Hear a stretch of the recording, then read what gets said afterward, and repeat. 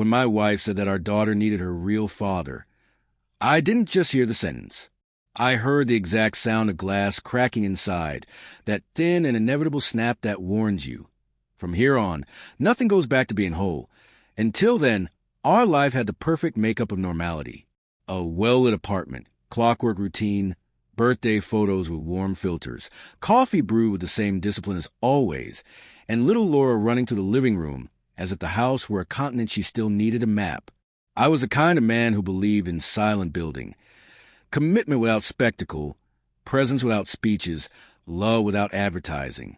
I worked for years as a project manager in a multinational company, always with the feeling that my role was to prevent things from collapsing. At the office, I put out fires with spreadsheets. At home, I put out chaos with calm. And I liked that place. Being the ground, being the adult, being the father. Even when my biological father, a man more fond of disappearances and hugs, resurfaced in my memories like a factory defect, I told myself I was doing things differently, that the story ended with me. I believed that with a practical, almost mechanical kind of faith, Aline, my wife, was good at looking secure. Not exactly happy, but secure, like someone who learned early that emotions are a cost and prefers to work with the tight budget of appearances. She had a natural, cool elegance and a way of laughing with her eyes switched off that, at the beginning, I interpreted as sophistication. Later, I became an expert at interpreting it as a warning. Her family was also a world of its own. People who spoke softly when they wanted to hurt and loudly when they wanted to sound right. A clan too polite to shout, but well-trained to cut. Her mother, Dona Ivone, gave compliments like someone measuring a garment before buying it. Her brother, Renato, always turned up with some advice, the kind that already comes with a verdict built in. And still I endured, because I had Laura. Because Laura called me Dad with the confidence of someone who cannot imagine that this title could be revoked on a whim. The sentence came on an ordinary night, which may be the worst category of night in which to lose a life. Laura was already asleep. The apartment smelled of detergent and the remnants of dinner, and the TV was talking to itself in the living room, with that blue glow that makes everyone uglier and more honest. Aline was holding her phone, thumb moving fast, eyes not on me. I had just closed my work laptop and, for a second, thought she was going to mention some trivial thing. Grocery prices, the school schedule, the leak in the bathroom. Instead, she raised her head like someone choosing a weapon. We need to talk about Laura. The way she said Laura bothered me. Not our daughter. Not our little girl. Just Laura. As if she were talking about a logistical problem. I sat up straight on the sofa, already used to the feeling of judgment arriving before the content. What happened? She took a deep breath, but not out of fear, out of calculation. Nothing happened. That's exactly it. Nothing happens because you go on pretending everything is fine. I remember blinking slowly, as if my body were trying to buy time for my brain to decide what kind of pain this would be. What are you talking about, Aline? She let out a low, humorless laugh. You're a good man, Daniel. You're stable. But she's growing up. And I can't allow her to grow up without... The word took its time. Without her real father. I didn't answer right away. Not out of maturity. Out of disbelief.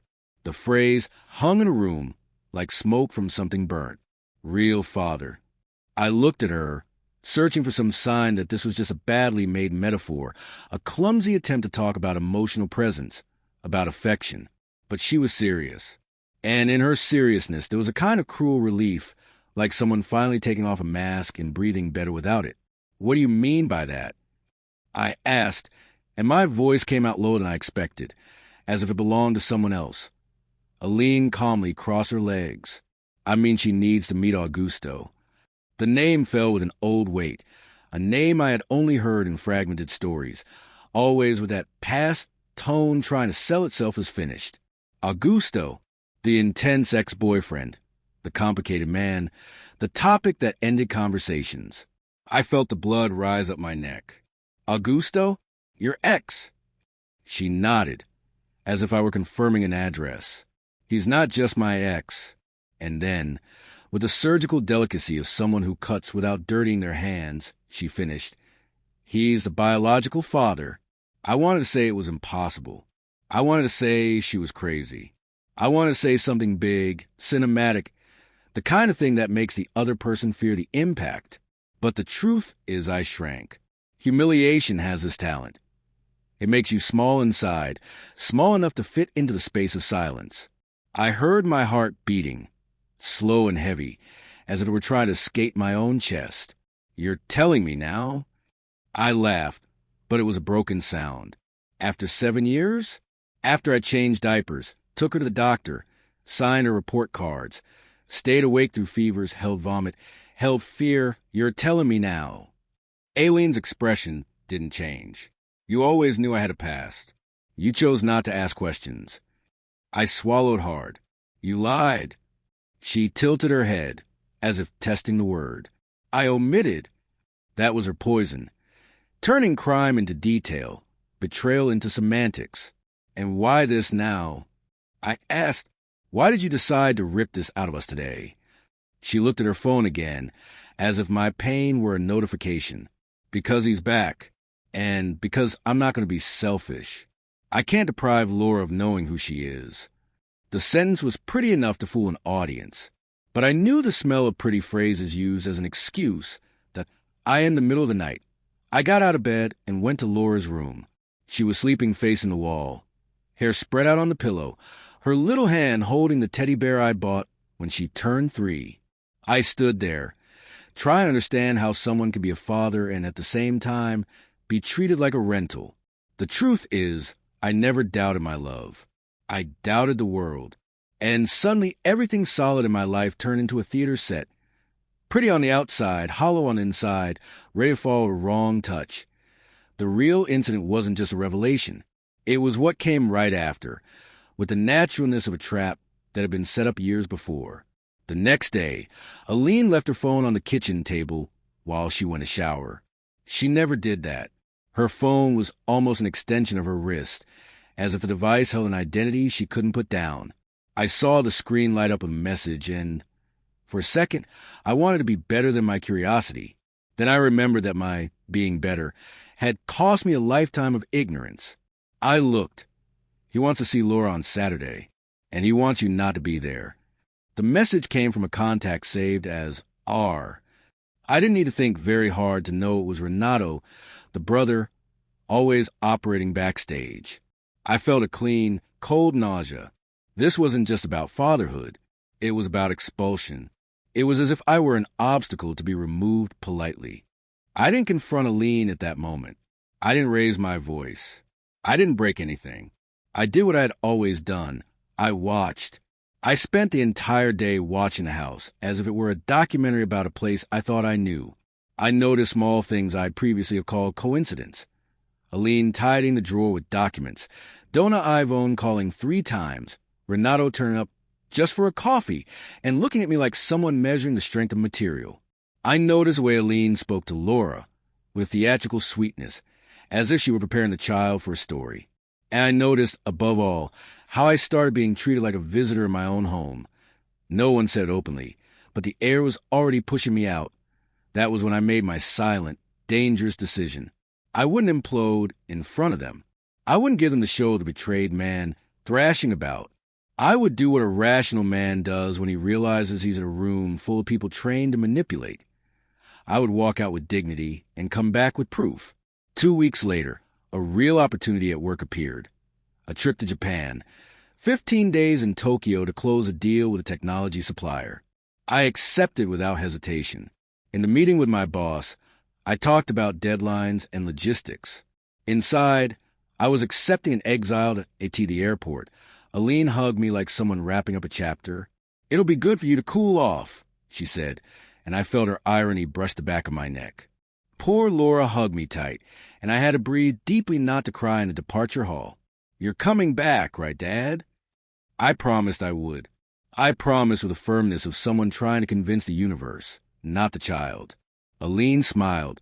It was the smile of a door closing. Tokyo greeted me with too many lights and not enough warmth. The city felt like an organism functioning without me, and that should have been liberating. But it was just a reminder. I was expendable. I walked between buildings that looked like glass blades, listening to announcements in Japanese, as if they were distant music, and my body attended meetings while my head replayed the phrase real father like a repeated shot. At night, in the hotel room, I'd open the window and watch the city pulse, and I felt my life had become one of those giant screens. A lot of image, very little truth out on the fifth day in Japan. I received a photo of Laura on WhatsApp. She was in a park with a tall man, neatly trimmed beard, easy smile, his arm around her shoulders. Aileen's caption was short. She's happy. I stared at the photo for a long time, the kind of time that makes your chest hurt. That man, whom I had never seen before, was occupying my place with the naturalness of someone who had always believed he owned it. And Laura, of course Laura was smiling. Children smile when someone buys them ice cream. Children smile when the adult doesn't put them at the center of the war. Her smile proved nothing. But Aileen's caption was a verdict. She was building a narrative in which I would be the villain who blocked happiness. The tension really spiked when the next message came, not from Aileen, but from my lawyer. I barely remembered I even had a lawyer. Daniel, I need to talk to you urgently. A notice has arrived. My stomach dropped. I called immediately, the time difference making everything even more surreal. His voice came serious, without ornament. Aileen has filed for divorce with a provisional request for sole custody. And there's a motion for you not to approach the child without authorization. The word motion sounded like handcuffs.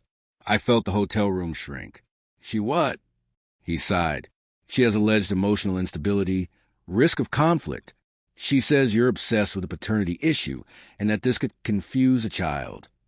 I laughed. Again, that laugh of a man who doesn't know whether to cry or break his own hand. She's painting me as a threat. The lawyer confirmed it. And there's more.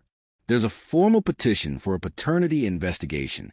This can affect support, rights, everything, and her family is organized. I hung up and sat on the bed, staring at the immaculate hotel carpet, thinking about the word organized. They had a plan. I was just the awkward part of the plan, the screw that needed to be removed quietly. Japan, with all its efficiency, was teaching me a bitter irony. There's beauty in systems at work, and there is horror when you become a disposable detail inside an emotional system. Turn 2 came with the arrival of the antagonist, not as an abstract figure, but as a concrete presence in my life, even thousands of kilometers away. Augusto showed up in my corporate email. Yes, the corporate one. The email had a too-clean subject line, necessary conversation. He introduced himself with rehearsed politeness, said he didn't want conflict, that the focus was on Laura, that he respected my role, and then, in a final line that felt written with a smile, concluded, "But you know this needed to happen." I read that and felt a rage that wasn't explosive, but concentrated, like metal heating up. He wasn't asking for space. He was announcing ownership. And in the middle of this theater, Aileen was playing the role of altruistic mother, of mature woman, while I was being downgraded to the category of emotional obstacle. That was when I understood the confrontation would not be physical. It would be psychological, strategic. They wanted me to explode, to justify their narrative. I would not give them that gift. I came back to Brazil before the end of the trip, not because I was ready. No one is ever ready to return to a house where they've already decided you don't live anymore. I came back because I needed to look Aileen in the eye while she tried to turn me into a monster. At the airport, the air felt heavier than I remembered. I went straight to my lawyer's office, and he handed me a folder with documents, statements, screenshots. Among them, something that made my blood run cold, a document of socio-affective paternity recognition I had signed years before, with my name and the word irrevocable in discreet letters. I'd signed it thinking I was protecting Laura, guaranteeing her rights. Now, that signature was being used as a chain.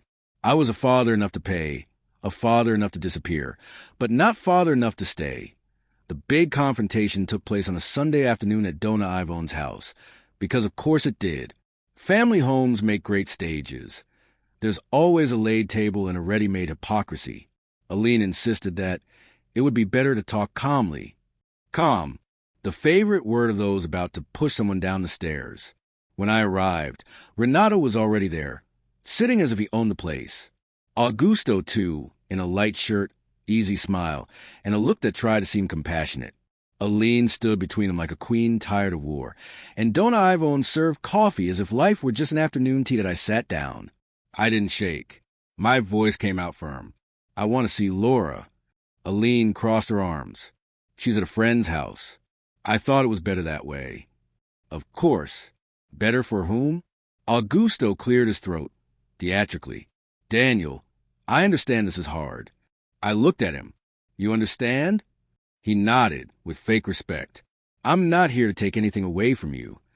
I felt a laugh rise, but swallowed it. You are here for exactly that.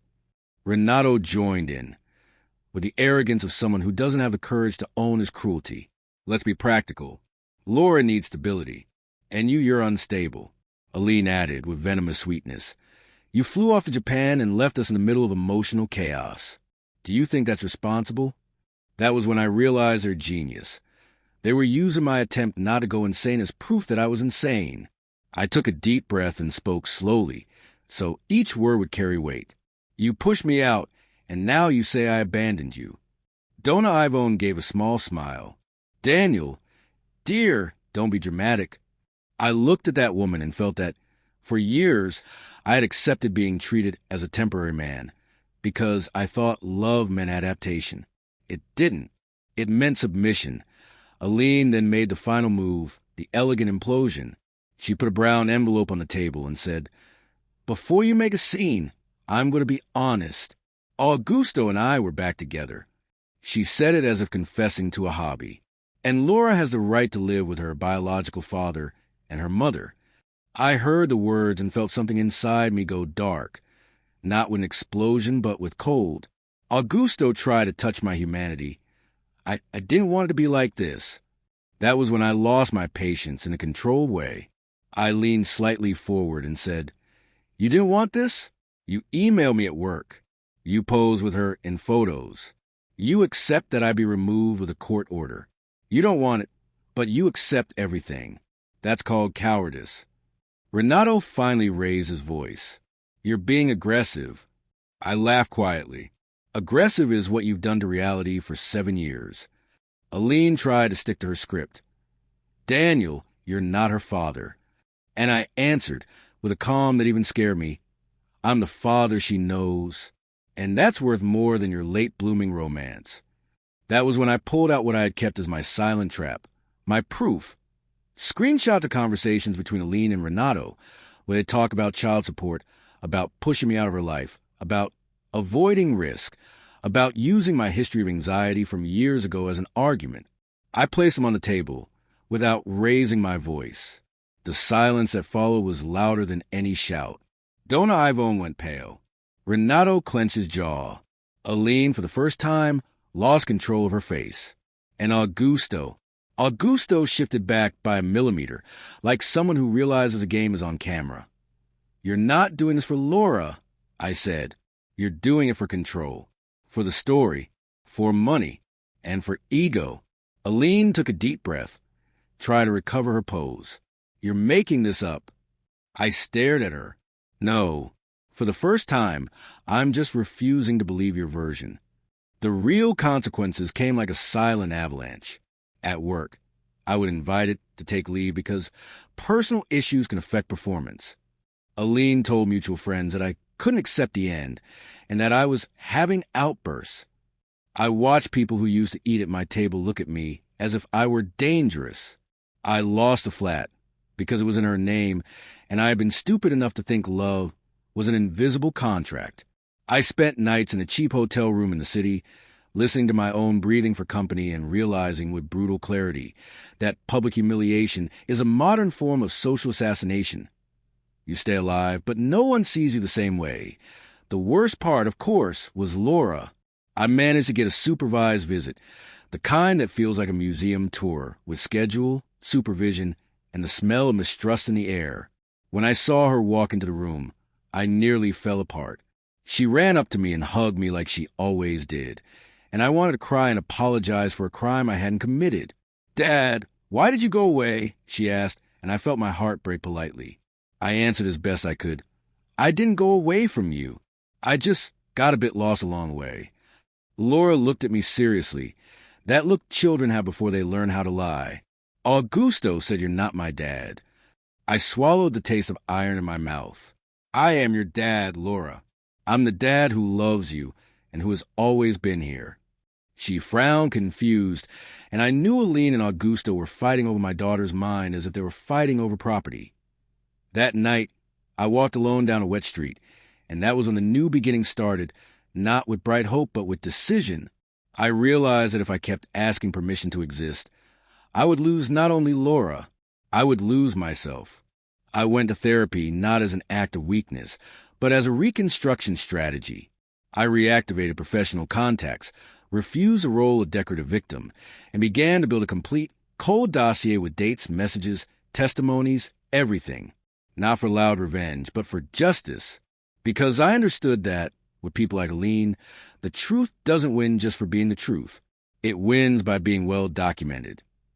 Months later, I achieved something they hadn't expected. The reversal of provisional sole custody to shared custody based on proven inconsistencies and manipulations. I didn't win like in a movie. I carved out a minimum space of dignity in my daughter's life. And that was already huge. Aline, used to controlling the narrative, had to swallow her own poison in public, before a judge who wasn't charmed by her performance. Augusto lost his easy smile. Renato started avoiding me like someone avoids a mirror. And Dona Ivone, interestingly, went quiet. Maybe because when the light hits, even hypocrisy casts a shadow, I moved to another city. New home, new skin, not a runaway. But so I wouldn't rot in the place where they had buried me alive. I went back to studying, took on a new position, rebuilt my routine with the same discipline as always, only now with one essential detail. I no longer negotiate my identity just to fit into a dysfunctional family. And, with time, Laura started smiling with me again without that confusion in her eyes. Children do adapt, yes, but they also remember who held them when the world tried its best to let them go. Today, when someone asks me what happened, I don't tell it as a tragedy.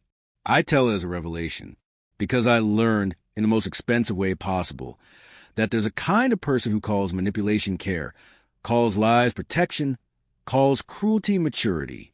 And I learned, above all, that being a real father has nothing to do with blood.